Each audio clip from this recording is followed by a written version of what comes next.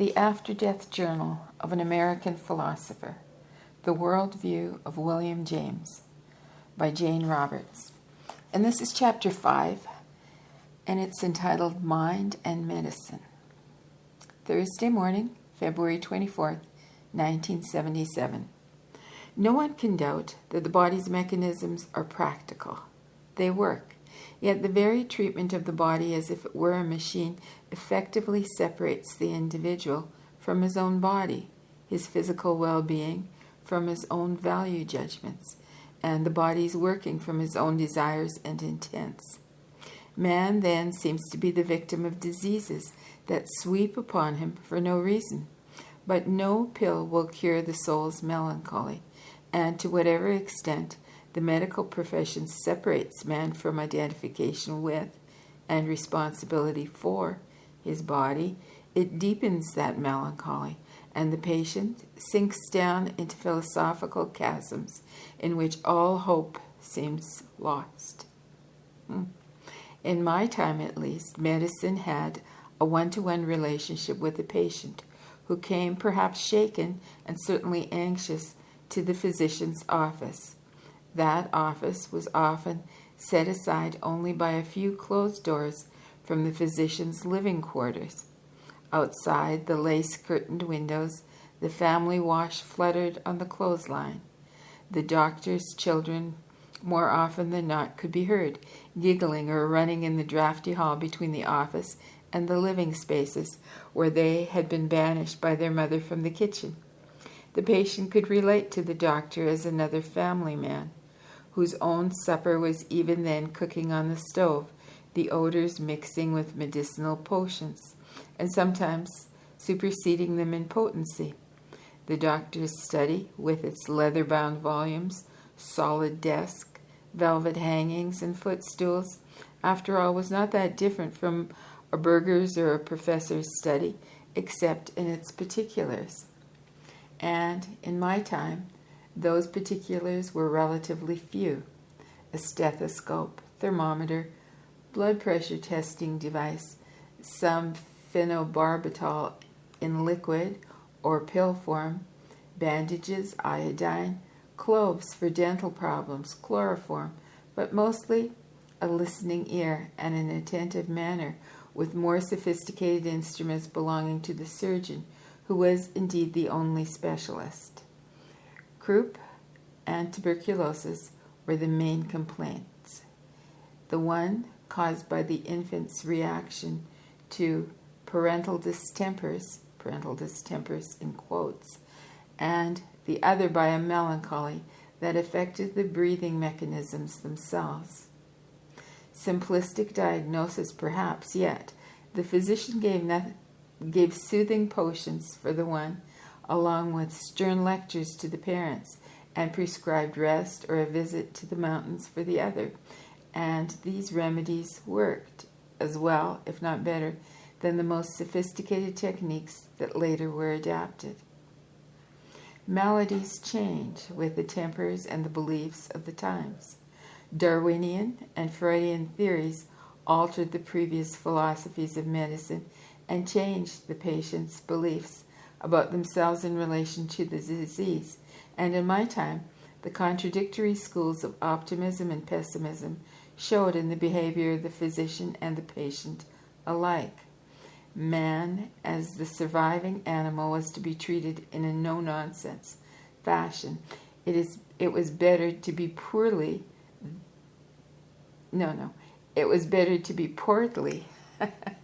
than thin and spindly, which meant being overly sensitive to the world, tubercular, and to possess characteristics ascribed to women, artists, and other temperamental folk who could not cope as well in the world as others. As a result, parents stuffed their children with food. Those parents lucky enough to have suitable means of employment. Chubby children were proof of one's own survival economically, and the poor became a reproof to the democratic processes. Examples of those who fell by the way in the battle of competitiveness, the weaker members of the species who could not quite keep up. Unfortunately, the school I've termed the optimistic one didn't have time to mature before it was superseded, yet there were signs of maturity and development not followed, in which I myself took the highest interest. Psychic research was doubtlessly naive in many respects, perhaps too studiously high-minded. Yet had science and psychology used it as a meeting point, both would have prospered and prevented the philosophical rigidity that developed in both fields subsequently. For while science and psychology each seemed to be moving ahead after my time, and while science particularly produced spectacular technological achievements, the philosophical motion was very limited. Nor did these fields use any logic in choosing those beliefs they decided to accept or reject.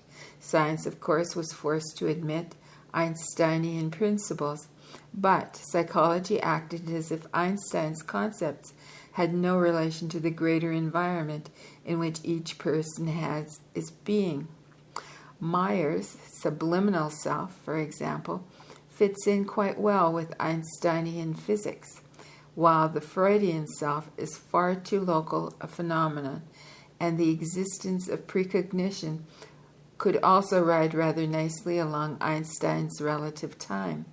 Psychology, however, ignored these very scientific theories that might have given a theoretical basis for the exploration of the soul, and settled instead upon the quite prosaic and deadening duty of fitting a Freudian ego with a Darwinian subconscious into an industrial society. In my time, at least, some scientifically oriented men were willing to investigate the existence of a soul, a task which even then took considerable daring, but afterwards such attempts were discontinued. For who needs to investigate the reality of a fiction? Except for the churches, then the soul was not officially recognized, and the religions themselves, while giving the soul lip service, steadfastly refused to investigate its reality and labeled as heretics or demented anyone determined to do so. At least in my time, the telepath and clairvoyant, the medium and dreamer, were encouraged to speak up to the scientists. Now they were silenced, their abilities seen as examples of the worst kind of emotional indulgence, the result of hysteria. The words subconscious fraud became labels of the sorriest duplicity, because the individual to whom they were applied was branded a liar by subconscious disposition, unable to see through his or her own fantasies. More pertinent, however, nature was seen no longer as working for man or with him and his body, but as actively working against him. The individual was pitted in an unending battle for survival in the exterior world against the land and his own fellows, and pitted in an even more horrendous battle against the instinctive subconscious that seemingly condemned him to act in certain contrary fashions because of psychological imprinting executed in childhood. Diseases, now named and labeled more thoroughly than ever before, assume their own aspects of minute demonhood. The viruses and other elements in nature that seem to exist for no other reason than to attack man's body, and the predisposition to illness itself, resulting from events long buried in the mind, each triggering an unconscious response to which the individual was instantly vulnerable. And the effects of self-predictive behavior made themselves known, for the habits of diseases changed to fit the theories. With the development of medicinal technology and with the treatment of the body as if it were a machine, man lost his sense of identification with his nature and his sense of having any control over his own health. The medicinal sciences might pride themselves on routing out superstition, for illness was no longer seen as a punishment of an angered God or upon a sinner. The sinner at least had the option of repentance and ultimate salvation.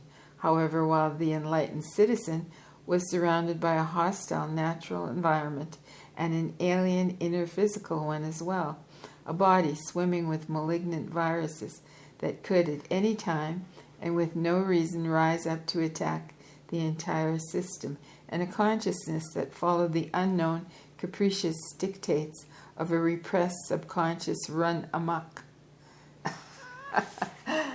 Oh my. In the face of such new facts of life, such modern enlightened let me start the sentence over again. In the face of such new facts of life, such modern enlightened concepts, how naive the idea of a well-intentioned subliminal self-esteem. No. I'm going to start the sentence over again. I seem to have mangled it. In the face of such new facts of life, such modern enlightened concepts, however naive the idea of a well-intentioned subliminal self-seemed, or even the idea of a body naturally equipped to promote health and possessing its own healing processes. For though the latter belief still lingered philosophically, it was effectively neutered, and certainly no one was going to rely upon it. Not the physicians who related to his instruments more than he did to his patients, and not the patients who learned to be more frightened of their own bodies than they were of the doctors. Preventative medicine often has at its roots the pessimistic belief that the body will doubtlessly get any given disease unless it is inoculated against it, tricked into accepting a small rather than a critical bout of the illness. Medicinal research is also done on the diseased. No one questions who remain healthy, who do not visit the hospitals. No one looks for the secrets of the healthy or seeks to promote ways of making these generally known. No one more than the physician is directly faced with life's incongruities. No one more than the physician is directly faced with life's incongruities. His training involves him in studies of the anatomy in which cadavers must necessarily be used. His experience makes him an intimate of birth and death alike. Who else more closely sees life's contrasts? The bringing to life process of birth amid pain and agony, the body in all of its aspects, and its exquisite capabilities for pain and pleasure alike, the final gasping of the last breath as the patient escapes all earthly ministrations. Who is more familiar with man's estate, powers, and vulnerabilities, or with man's lack of knowledge? For it is cliched to speak of those patients who die despite excellent treatment and favorable prognosis, while others far more desperate live against all the rules of medicinal knowledge. Yet the doctor is a man practically most of all. Yet the doctor is a man of practicality most of all. One who is faced with the alarming examples of man's failure to understand himself or his body. The healthy man has no need of the physician's services, so it's natural enough that the doctor is often of pessimistic temperament. He sees men at their worst, and so it seems to him that illness is and must be a constant in man's life. Indeed, it seems almost foolhardy and dangerous to suggest otherwise, for who knows what disease might be incubating even now in the most healthy of persons. The idea of health becomes almost a fictional a quality as the existence of the soul. Hardly any coincidence, for I believe that the same creative abilities that would give evidence of the soul are also those that would promote at least reasonable health throughout a man's life. Lest this be regarded as the most Pollyannish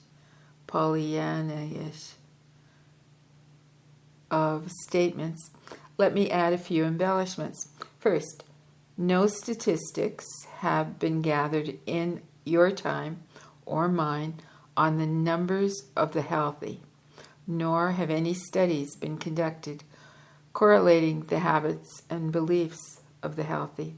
Hospital and medical records, as mentioned earlier, necessarily deal with ill persons. Psychiatric studies are likewise formulated and carried out in the same prejudiced fashion.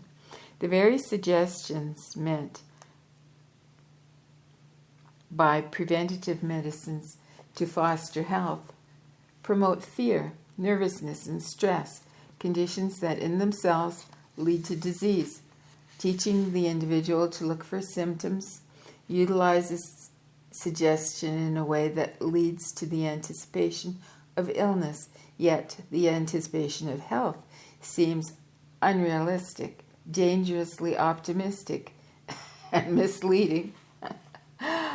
Even in my time, however, the study of hypnosis clearly showed the importance of suggestion and emphasized the intimate connections between the suggestion, behavior, and health.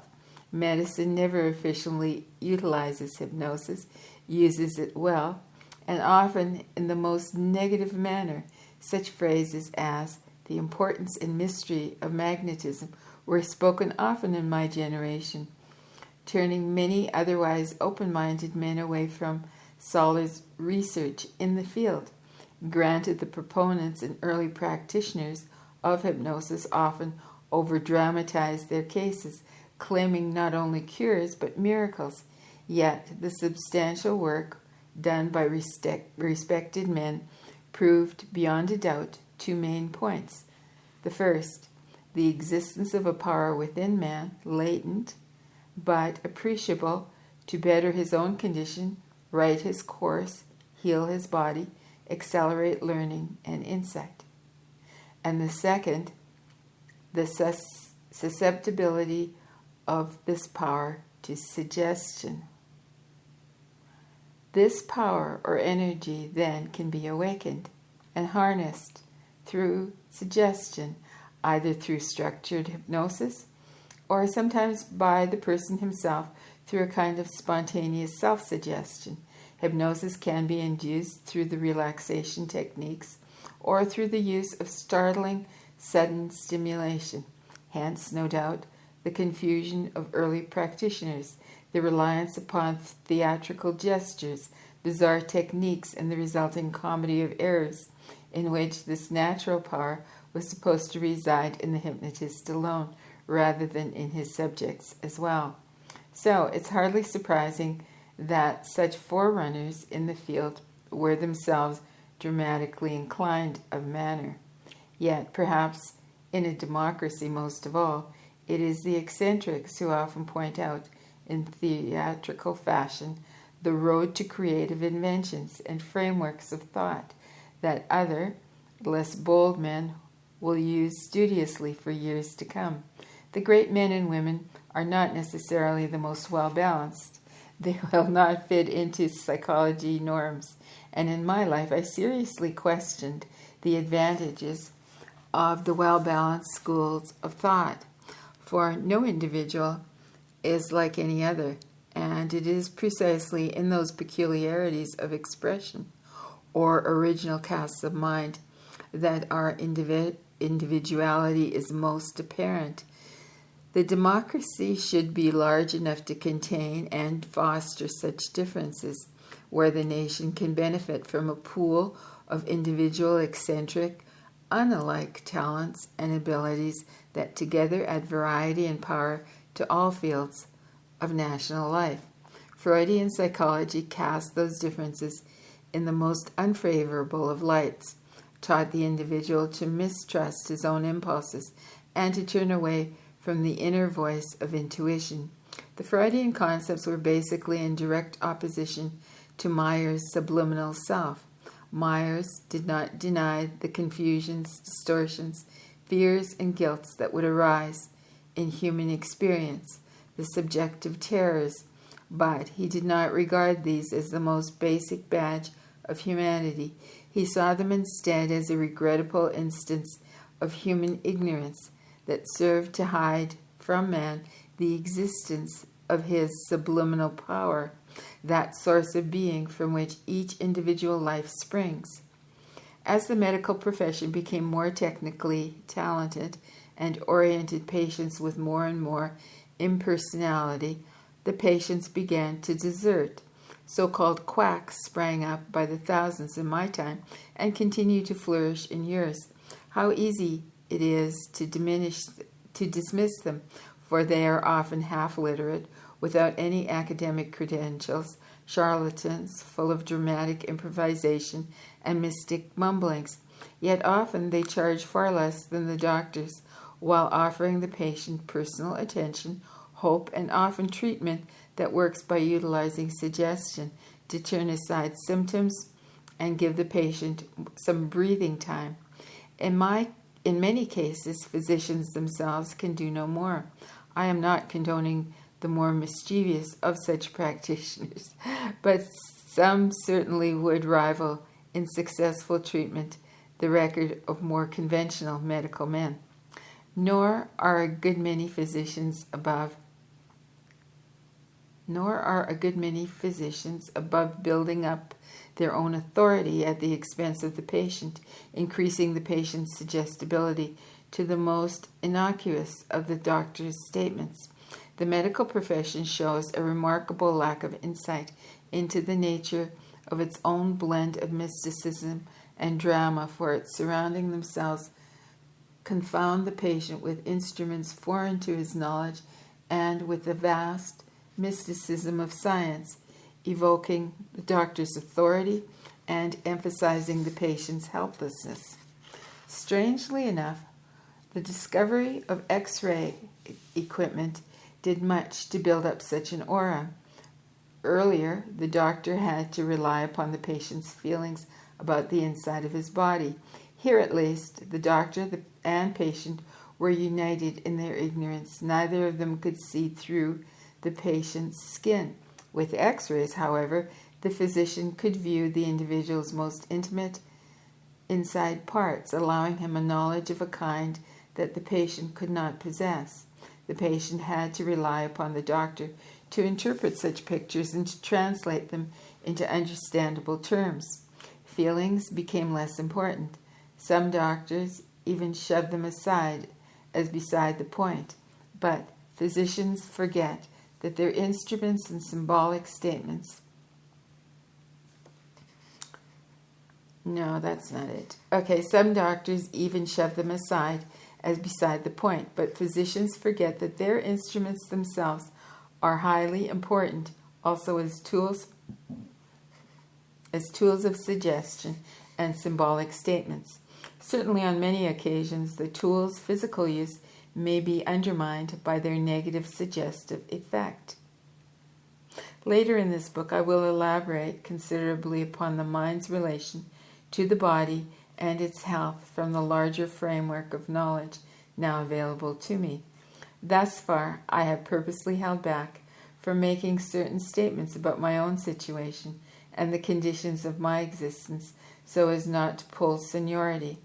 I am, in fact, deliberately speaking in contemporary terms so as to narrow the gap between us rather than widen it, and at this point, in any case, emphasizing elements in my own experience with which you must be familiar. No, you must be unfamiliar. Those peculiarities of my existence do bring me definite advantages, however, and additional information, which I would feel lax in not revealing. These include facts in quotes, facts certain to me that will remain in the realm of the hypothetical to the living. These will be clearly stated later on. I will not take advantage of them, however, to fatten my own arguments at your expense. However, I am confining my remarks to areas that are quite apparent in life once they are pointed out, and to comments concerning abilities and tendencies of the soul that show themselves through the agency of the living personality. And that concludes chapter 5. And chapter 6 is entitled The Nature of Perception, Consciousness, and the Gifted Amateur. Well, that sounds fascinating. So I hope you'll come back for that. And do like and subscribe. Until soon.